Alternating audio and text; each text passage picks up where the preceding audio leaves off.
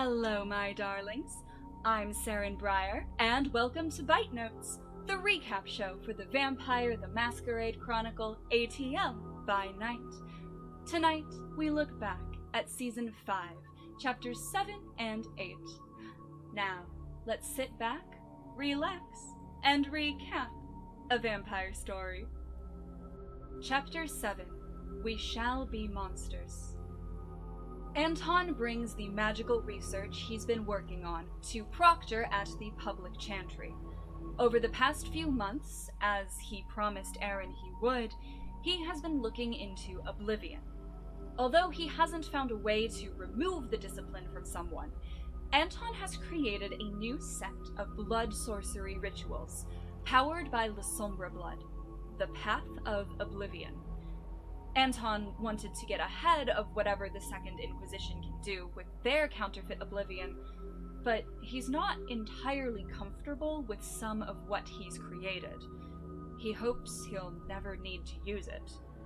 Because of how dangerous the Path of Oblivion is, and the risk it poses to the La Sombra in the city, Proctor will keep the rituals where Cornelius can look after them. Jackson, Mel, and Hexadecimal meet up at the Botanical Gardens to compare notes and decide what to do about Aaron and Thomasina.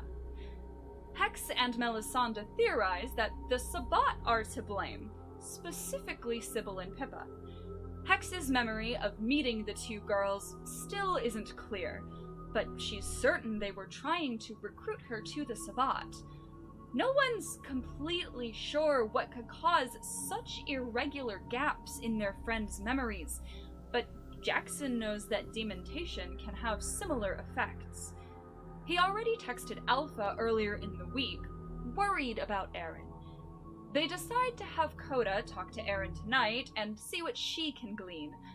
When Jackson texts her, Coda is more than happy to try and help.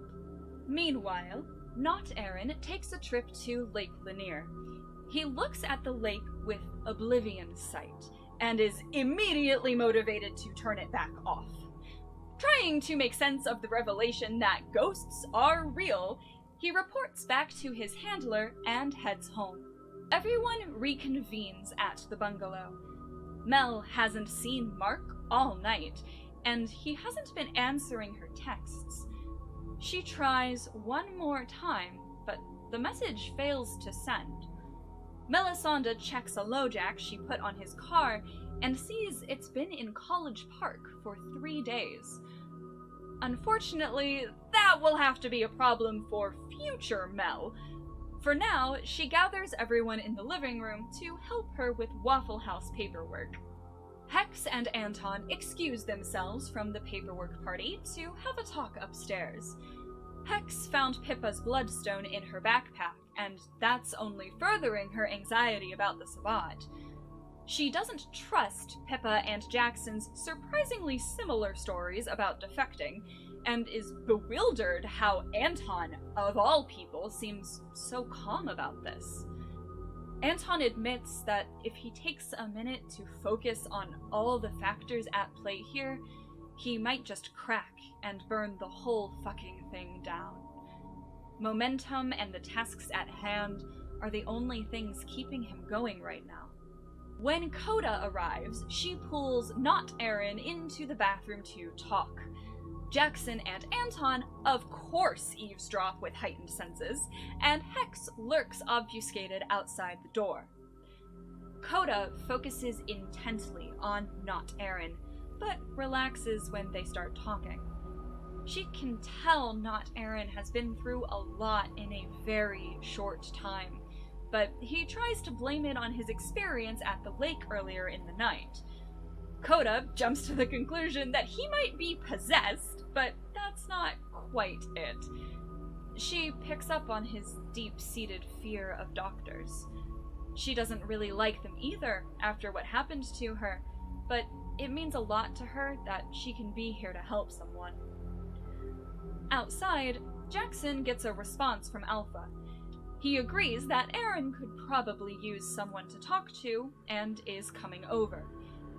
When Jackson relays this to everyone else, Anton turns out some of the lights and begins absently pulling a cord through his hand.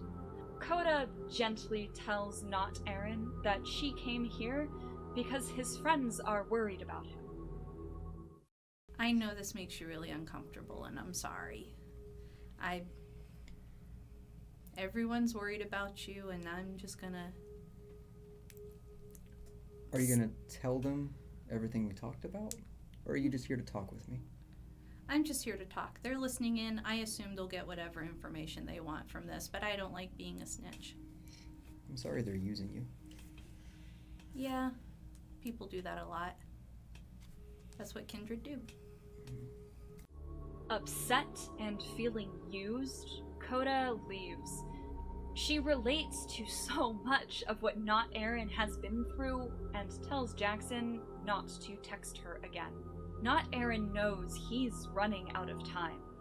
He texts Not Thomasina that if he can make it through tonight, he'll need an exit. Just as Hex joins him in the bathroom and starts grilling him about the Sabbat, Alpha arrives in an SUV. Alpha gathers everyone in the living room for a family meeting. Since he knows everyone else in the house would eavesdrop anyway, he'd rather just talk to Not Eren in front of them. Alpha is uncharacteristically gentle and caring. He assures Not Eren that, as his sire, he would never be angry with him, no matter what happened.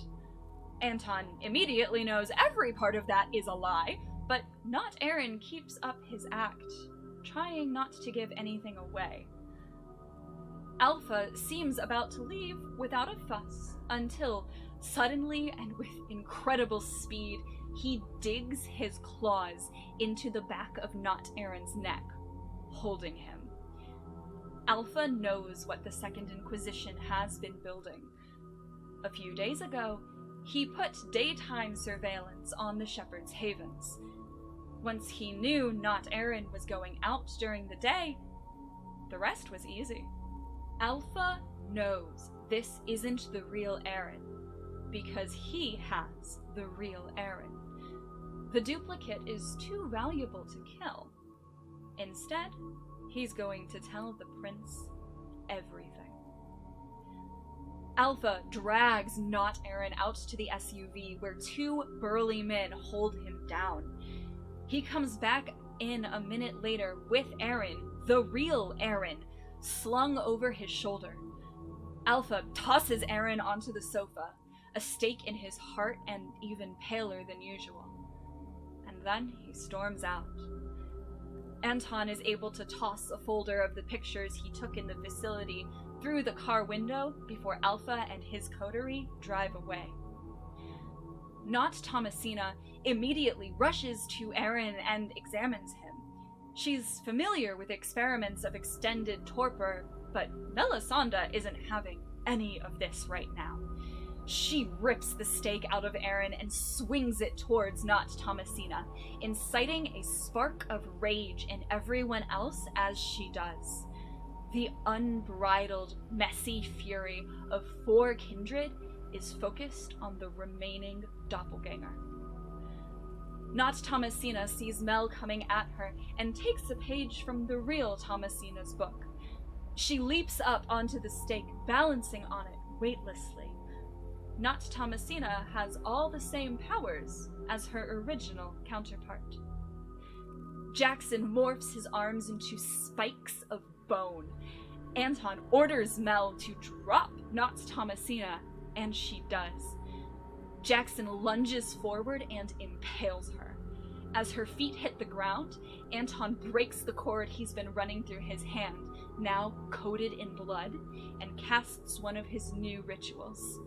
Shadow twists up from the ground, ensnaring one of Not Thomasina's legs. Hex looks on, her face a terrifying mask of dread gaze. Eren is beginning to wake up, growling and hungry. Without taking her eyes off Not Thomasina, Mel offers him her wrist. He bites down and drinks until she throws him off. Not Thomasina cornered and terrified for her life, tells them whatever they want to know. All that she knows, all that she is Thomasina. She doesn't know where the original Thomasina was taken, but admires her deeply and has done her best to be her. Not Thomasina's entire life, all 1 year of it, has been spent preparing for the singular task of extracting intel on the Camarilla court of Atlanta. The Inquisition is studying kindred, learning as much as they can about how they work and their society. To what end, not Thomasina doesn't know. She is a construction of Pentex, called fomori. Hexadecimal puts her ear against not Thomasina's back, listening for a heartbeat. Instead, she hears the sound of 10,000 chitters. So, you have Feral Whispers activated? What are you gonna do? I'm going to pinpoint at least one of something chirping. How long have you... Hi. Anyone? Can anyone hear? What do you do? You get back about 10,000. Hi. In Thomasina's voice. Oh, I don't like this. What are you do? She talks to... How long... No, I know. I can too. Do you know how long you've been where you are? 1 year. Very scared. Okay. Please don't kill me. I activate Feral Whispers and just listen. Oh. You hear the please don't kill me. Do you know why you're where you are? Yes, and I don't like it.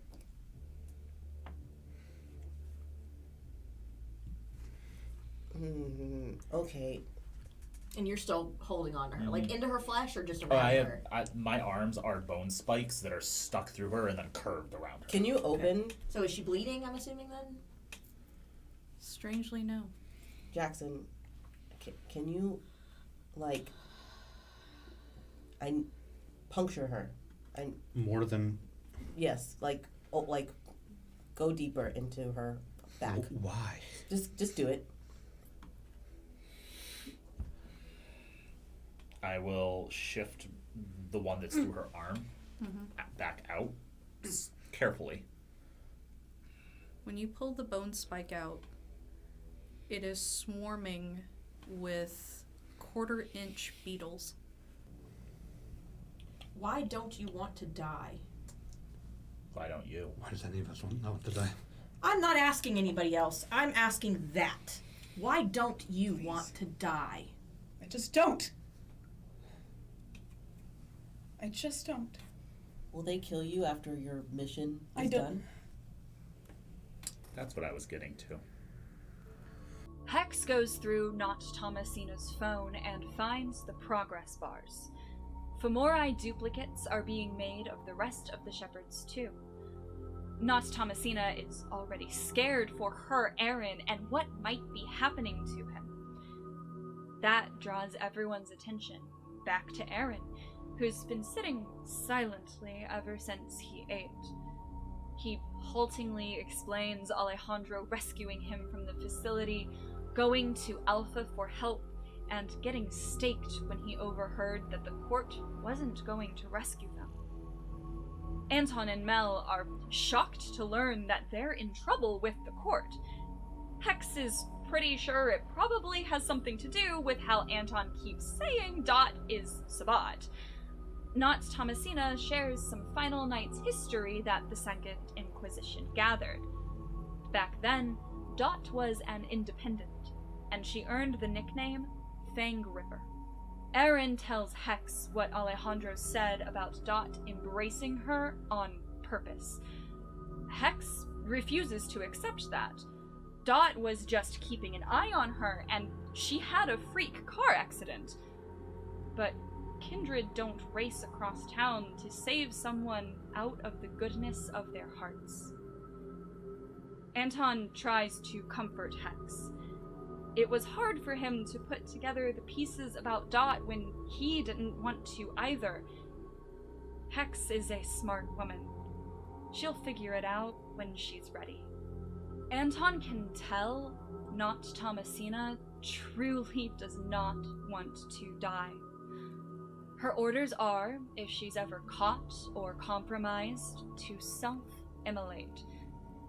She's never liked the idea of that, and neither did her Aaron. She's already drifted from her orders multiple times just by speaking to Anton as much as she did. One of the things she learned from Thomasina was to just keep moving. If she stops, there's nothing else. They all have the ability to make choices they weren't made for, and Not Thomasina, at least, wants to choose her own path.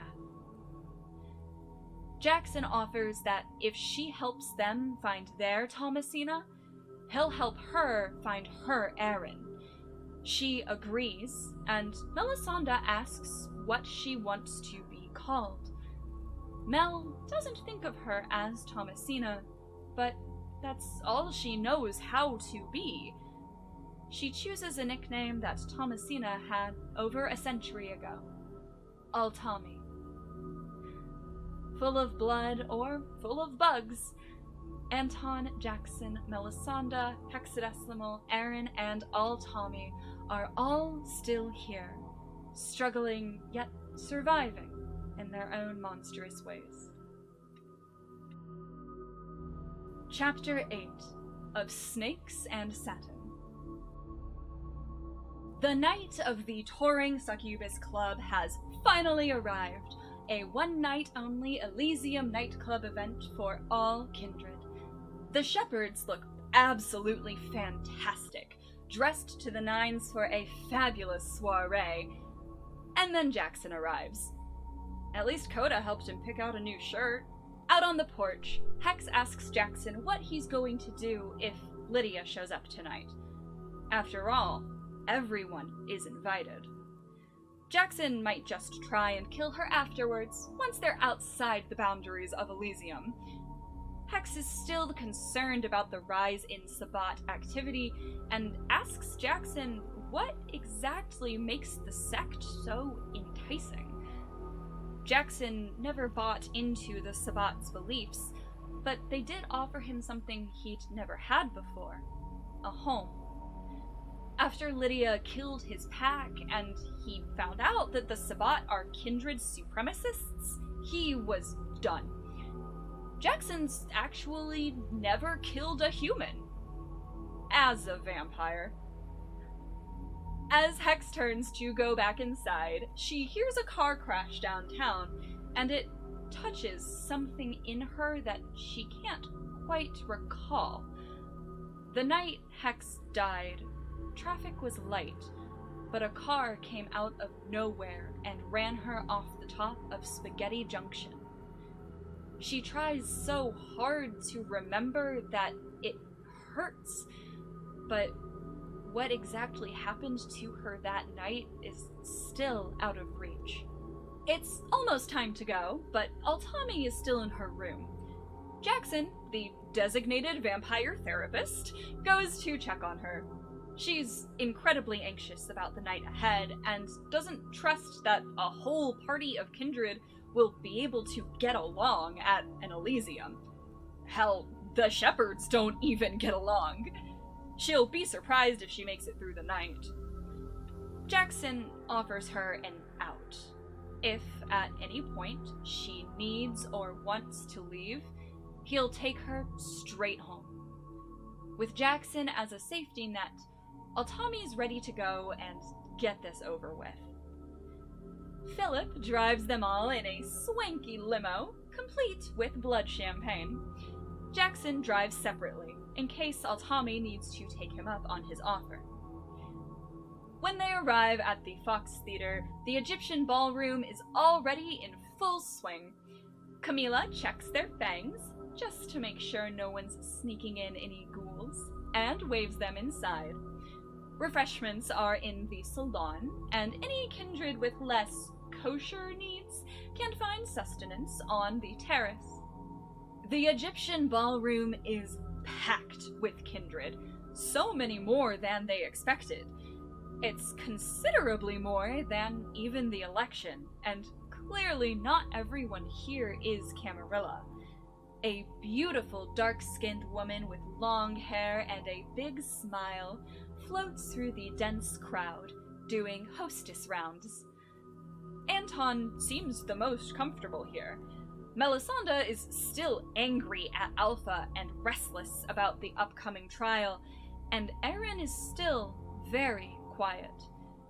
Everyone else is generally on edge, not knowing what lies ahead of them tonight. Hex sees Dot, covered in new piercings and dripping with chains, on the dance floor with Amon. She, Mel, and Eren go to get drinks. True to their clan, the Ministry have provided every flavor of vice and virtue.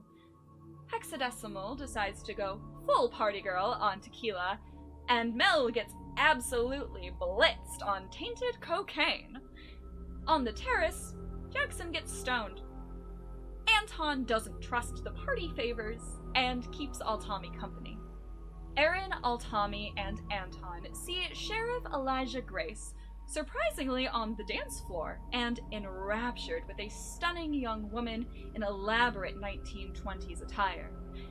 Directly behind him, on the side of the floor, is Olivia, glaring at the couple in absolute fury. Curious, Anton and Altami approach Olivia while Eren confronts Elijah. Whether it's the trauma of multiple kidnappings, the ruthlessness of oblivion coursing through his veins, or if he's always been like this under the surface, Eren is cold and vicious. He looks to you, and if he could go more pale, he would. And he just... he stops dancing and kind of, like, takes a couple steps back and, like, pulls the girl with him. He goes, Eren! Right. Hey! Let me start with I'm sorry. Very sorry. Oh, you gotta look. It might be the mask, but... I'm gonna actually pour out my drink on the floor in front of him. Trying not to pay attention to Eren, Anton asks Olivia who Elijah's companion is. Her name is Delphine, and Olivia loathes her. Since tonight is Elysium, Olivia can't do anything about that, but she's sure Delphine will be dead soon enough, if only by trying the Primogen's patience. Altami offers anything she can do as a harpy to make Olivia's evening easier. She doesn't take her up on that right now, but has a few ideas for later. As a performance begins on stage, Jackson, who's now significantly more relaxed, takes another look around at the room. Lydia is here, in her deep-sea mermaid look, as well as Pippa and Raphael. Denise and Mooney are standing together wearing matching gold and navy suits. Denise cautions Jackson that the boundaries of Elysium are far enough that if he tries to kill Lydia outside of them, he'll have the cops to worry about, and the local police are still infested with Second Inquisition. Altami is alarmed at drunk Hex and aggressive Mel. This is the first time she's ever seen anyone intoxicated. Melisande is on the verge of beating Lydia up, the cocaine in her system completely overriding her composure. Jackson and Anton manage to talk Mel down, and she goes to start a mosh pit instead. Anton tells Eren about his research and the Path of Oblivion. Although he wasn't able to find a cure for Eren, he did what he promised when Eren shared the discipline with him. Now that Anton knows he's going on trial soon, he asks Eren to do him a favor. Keep Anton's backpack with him during the proceedings.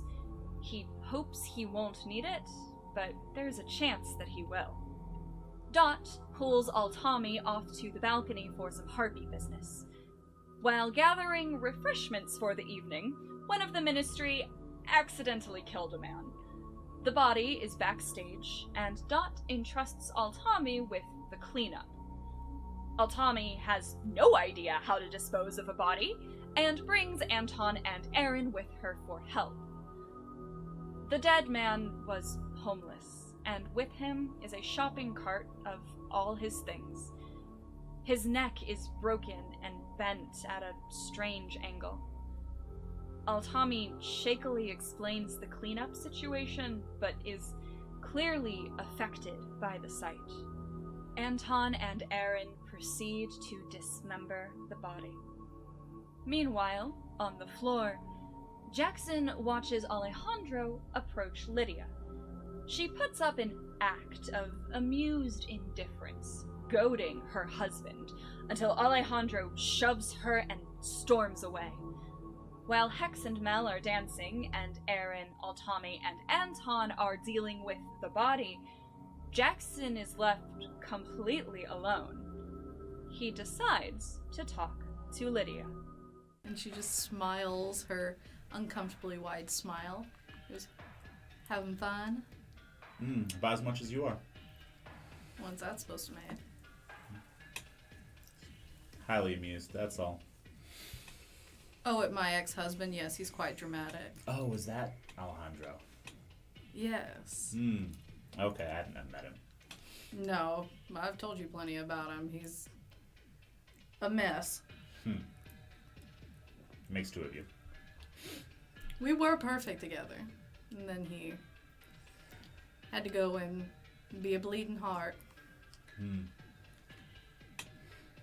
A man is too old to be crying like he's on a CW show.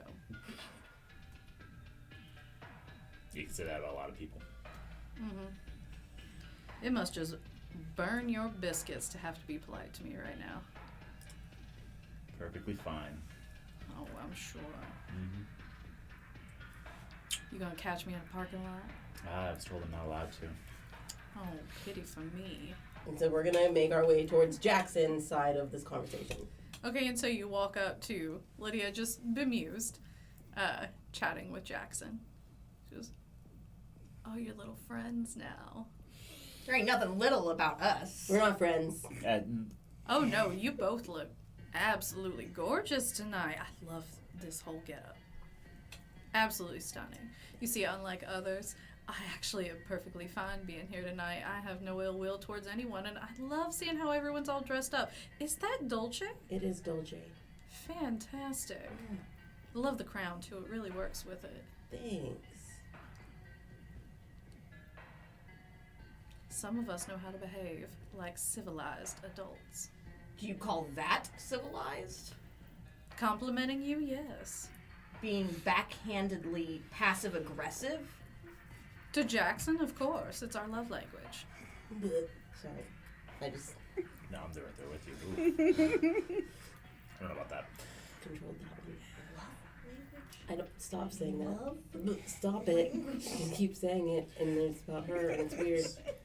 As Hex and Mel pull Jackson away, Altami asks Jackson for that out. No one stops them when they leave. Anton and Aaron rejoin their woo girls once they've finished their body disposal. From across the party, Alpha, Elijah, and Alpha's coterie approach the remaining shepherds. Before Anton can react, two of the men twist his arms behind his back, forcing him to his knees. Another puts a hand on Melisandre's shoulder, gripping it so she doesn't move. The fourth man stands near Hex, but does not touch her. Alpha addresses Aaron first. He hopes that, given everything, Aaron understands what he has to do.